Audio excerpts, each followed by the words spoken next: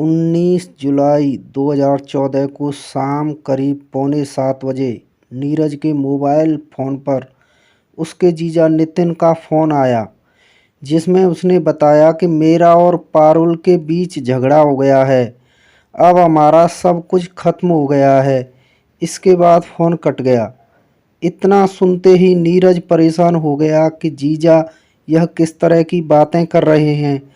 उसने महसूस किया कि फ़ोन करते समय जीजा की आवाज़ में घबराहट थी। नीरज जानना चाहता था कि ऐसा क्या हो गया है जो उन्होंने इस तरह की बात कही। जानने के लिए उसने नितिन को फ़ोन लगाया, लेकिन किसी वजह से उनसे उसकी बात नहीं हो सकी। नितिन पत्नी पारुल और 4 साल की बेटी आरुषि के साथ नोएडा सेक्टर 120 स्थित प्रतीक लोरियल अपार्टमेंट के फ्लैट नंबर E402 में रहता था।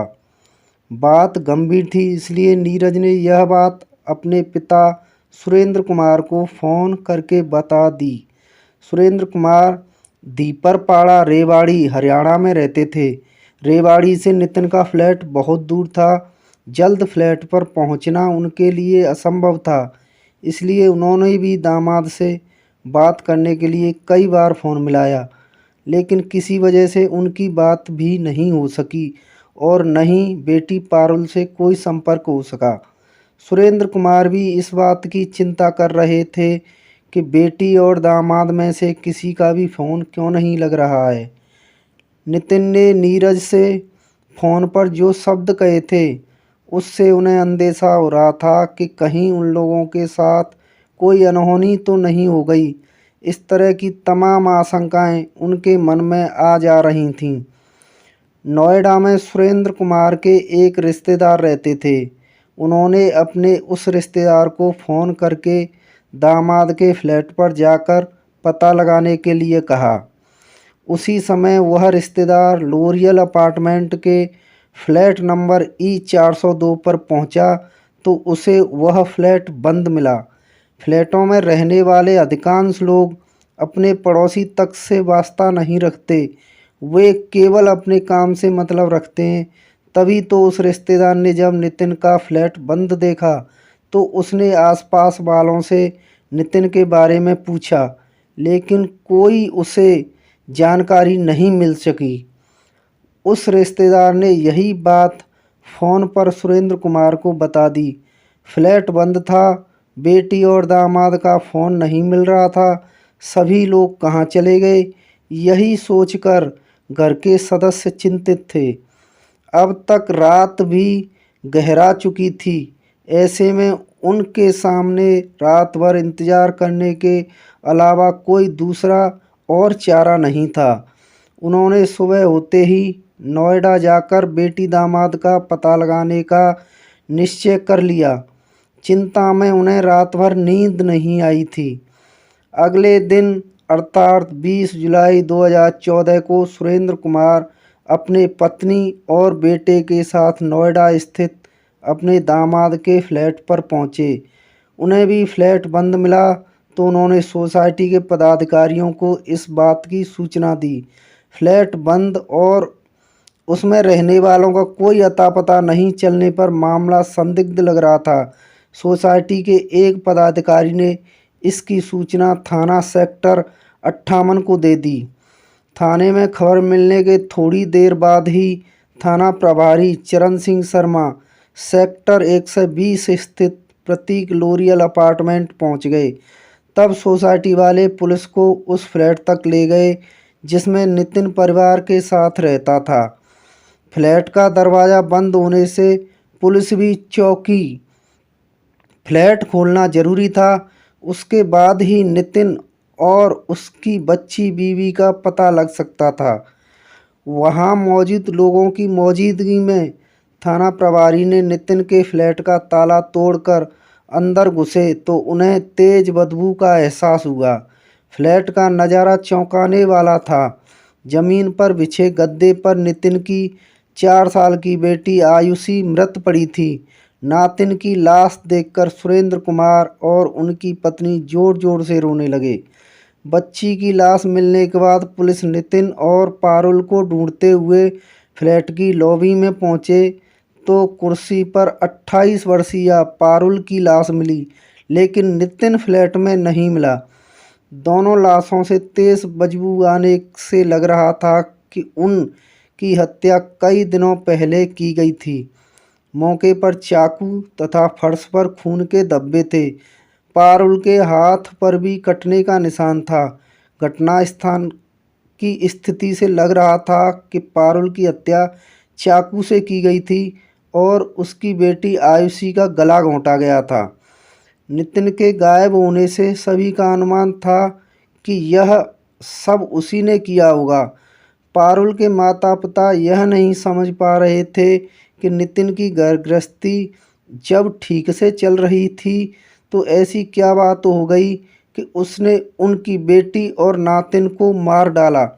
अपार्टमेंट में रहने वाले जिस किसी ने भी सुना फ्लैट नंबर E402 में 2 हत्याएं हुई हैं, वह उसी ओर चल दिया।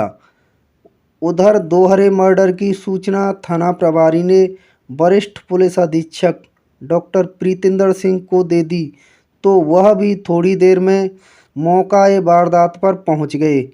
पुलिस ने बारीकी से फ्लैट का मुआयना किया तो वहां सभी सामान अपनी अपनी जगह पर रखे मिले। यानी ऐसा नहीं लग रहा था कि किसी ने लूट के इरादे से दोनों की हत्याएं की होंगी। ऐसा लग रहा था कि हत्यारे ने पारुल की मर्जी से फ्लैट में एंट्री की थी और दोनों की हत्याएं करके आसानी से ताला बंद करके चला गया होगा। हत्यारा पारुल का कोई परिचित ही रहा होगा। चूंकि पारुल का पति नितिन गायब था, इसलिए पारुल के घर वालों को इस बात का शक था कि उसी ने दोनों की हत्या की होगी। पुलिस ने मौके से जरूरी सबूत इकट्ठे कर दोनों के लाशों का पंचनामा करने के बाद उन्हें पोस्टमार्टम के लिए भेज दिया। संदेह के आधार पर पारुल के पति नितिन रोहिल्ला के खिलाफ हत्या का केस दर्ज करके पुलिस ने आवश्यक कार्यवाही शुरू कर दी। हरियाणा के रोहतक के रहने वाले ऋतिक रोहिल्ला की शादी सन 2008 में धीपरपाड़ा रेवाड़ी के रहने वाले सुरेंद्र कुमार की बेटी पारुल से हुई थी। नितिन ग्रेटर नोएडा के सूरजपुर स्थित यामाहा कंपनी में इंजीनियर था। पारुल आर्किटेक्ट की डिग्री लिए हुए थी। उच्च शिक्षित पारुल और नितिन की गृहस्थी हंसी खुशी से बीत रही थी। शादी के कुछ दिनों बाद पारुल एक बेटी की मां बनी जिसका नाम आरुषि रखा। बेटी के जन्म के बाद दोनों बेहद खुश थे। नितिन ने नोएडा के सेक्टर 120 बी स्थित प्रतीक लोरियल अपार्टमेंट में एक फ्लैट किराए पर ले रखा था। वहीं पर वह पत्नी और बेटी के साथ रहता था। पारुल हाउसवाइफ थी। पति के ड्यूटी पर जाने के बाद वह बेटी के साथ घर पर मस्त रहती थी। पुलिस नितिन रोहिल्ला की तलाश में जुट गई। वह यामाहा कंपनी में नौकरी करता था। वहां जाकर पुलिस ने पता किया तो जानकारी मिली कि 17 जुलाई को नितिन ने तबीयत खराब होने की बात कहकर ऑफिस आने से मना कर दिया था। यानी वह 16 जुलाई तक ऑफिस आया था, उसके बाद नहीं आया था। पारुल और आरुषि के शव देखकर लग रहा था कि उनकी हत्याएं 3-4 दिन पहले की गई थीं। कई दिनों से नितिन के ऑफिस न पहुंचने पर पुलिस का शक नितिन की तरफ और बढ़ गया। पुलिस मानकर चल रही थी कि हत्या करने के बाद वह फरार हो गया है। पुलिस ने उसके मोबाइल की कॉल डिटेल निकलवाई, शायद उससे उसके बारे में कोई सुराग मिल सके। पुलिस नितिन की सरगर्मी से तलाश कर रही थी कि रात 8 बजे पुलिस को खबर मिली कि ग्रेटर नोएडा एक्सप्रेसवे के 0 पॉइंट पर एक कार में आग लगी है। सूचना मिलते ही स्थानीय पुलिस और फायर ब्रिगेड की गाड़ी मौके पर पहुंच गई। आधा घंटे की मशक्कत के बाद कार में लगी आग बुझाई गई।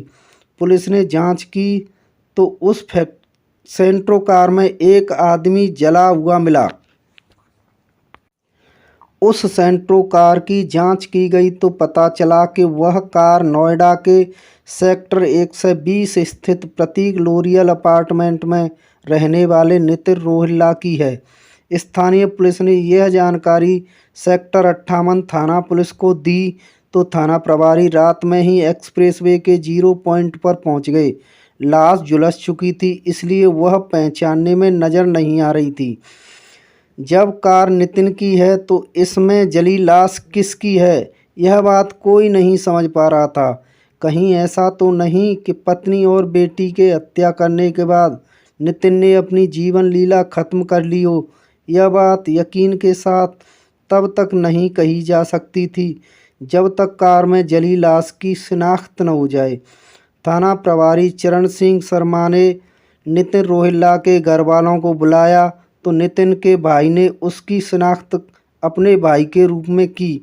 इसके बाद पुलिस ने वह लाश पोस्टमार्टम के लिए भेज दी और एक सैंपल डीएनए जांच के लिए प्रयोगशाला भेज दिया, जिससे पता चल सके कि लाश किसकी थी। पुलिस यह भी मानकर चल रही है कि कहीं यह नितिन की कोई गहरी साजिश तो नहीं, जिसमें उसने पत्नी व बेटी की हत्या करने के बाद खुद को बचाने के लिए किसी और को बलि का बकरा बना दिया हो। नितिन को लेकर पुलिस असमंजस की स्थिति में आ गई।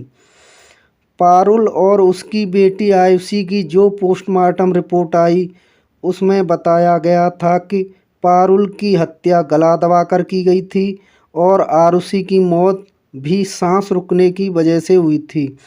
नाक और मुंह बंद करके आयुषी की सांस रोकी गई थी और दोनों की हत्या 16-17 जुलाई 2014 की रात को की गई थी।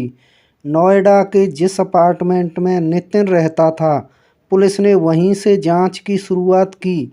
पुलिस ने पास नितिन के फ़ोन की कॉल डिटेल भी आ चुकी थी। कॉल डिटेल के अध्ययन से पता चला कि जिस रात पारुल और आरुषि की हत्या हुई थी, नितिन के फ़ोन की लोकेशन प्रतीक लोरियल अपार्टमेंट की ही थी। अपार्टमेंट की लिफ्ट में लगे सीसीटीवी फुटेज से पता चला कि 16 जुलाई के बाद पारुल और आरुषि फ्लैट से नहीं निकले थे। शाम के समय नितिन को फ्लैट में ज़रूर जाते देखा गया था। इसका मतलब 16 जुलाई की शाम को नितिन फ्लैट में आया था। उस समय वह सूरजपुर स्थित अपने ऑफिस से आया था। उसके ऑफिस से पता चला कि 16 जुलाई को ड्यूटी करने के बाद वह वहां से 5 बजे निकला था। ऑफिस से वह शाम 6 बजे के करीब अपने फ्लैट पर पहुंचा था। 17 जुलाई को नितिन ड्यूटी पर नहीं गया था। उसने फ़ोन करके बता दिया था कि उसकी तबीयत खराब है। 16 जुलाई की शाम को अपने फ्लैट में घुसा नितिन 19 जुलाई की सुबह 7:30 बजे के करीब बाहर निकला था। यानी 16-17 जुलाई की रात को पत्नी व बेटी की हत्या करने के बाद वह 19 जुलाई तक दोनों की लाशों के साथ फ्लैट में ही रहा। 19 जुलाई को सुबह 7:30 बजे फ्लैट से निकलने के बाद वह दोपहर 2:30 बजे तक सोसाइटी के आसपास घूमता रहा। उसी दिन शाम 6:30 बजे वह सीढ़ियों के रास्ते फ्लैट में घुसा। 6:45 बजे के करीब उसने अपने साले नीरज को फ़ोन करके कहा कि मेरा और आरुषि का झगड़ा हो गया है, अब हमारा सब कुछ खत्म हो गया है। साले को फ़ोन करने के 17 मिनट बाद नितिन लिफ्ट के जरिए बिल्डिंग से बाहर निकला और शाम 7:30 बजे ग्रेटर नोएडा के नॉलेज पार्क पहुंच गया। वह सारी जानकारी उसके फ़ोन की लोकेशन की जांच के बाद मिली। इसके आधे घंटे बाद 8 बजे ग्रेटर नोएडा एक्सप्रेसवे के 0 पॉइंट पर उसकी सेंट्रो कार के जलने की खबर मिली। पुलिस यह नहीं समझ पा रही थी कि 16 से 19 जुलाई तक नितिन फ्लैट में रहकर क्या करता रहा, जबकि वहीं पर उसकी पत्नी और बेटी की लाशें पड़ी हुई थीं। 19 जुलाई को फ्लैट से उसका बाहर जाना और 7 घंटे बाद फ्लैट में वापस आने का यह संकेत मिल रहा है कि उसने लाशों को अपार्टमेंट से बाहर ले जाने का प्लान बनाया होगा, लेकिन चौकस सुरक्षा व्यवस्था को देखकर उसका यह प्लान चौपट हो गया होगा। इसलिए वह 7 बजे के करीब वहां से अकेला ही चला गया। नितिन के भाई ने भले ही जली हुई कार में मिली लाश की शिनाख्त नितिन के रूप में कर दी है, लेकिन पुलिस को अभी भी संदेह है। अभी तो उसके डीएनए जांच के लिए सैंपल भिजवाए हैं। अगर डीएनए जांच में इस बात की पुष्टि हो जाती है कि कार में मिली लाश नितिन रोहिल्ला की थी, तो यह स्पष्ट हो जाएगा कि पत्नी और बेटी की हत्या करने के बाद नितिन ने भी सुसाइड कर लिया है। और अगर डीएनए जांच रिपोर्ट नितिन के अलावा और किसी आदमी की निकली, तो पुलिस के लिए एक नई मुसीबत खड़ी हो जाएगी। फिर उसे नितिन को तलाशना होगा। इसके बाद ही पता लग सकेगा कि उसने खुद को बचाने के लिए किस शख्स को अपनी कार में जलाया था। बहरहाल पुलिस के लिए यह मामला अब बहुत पेचीदा हो गया है।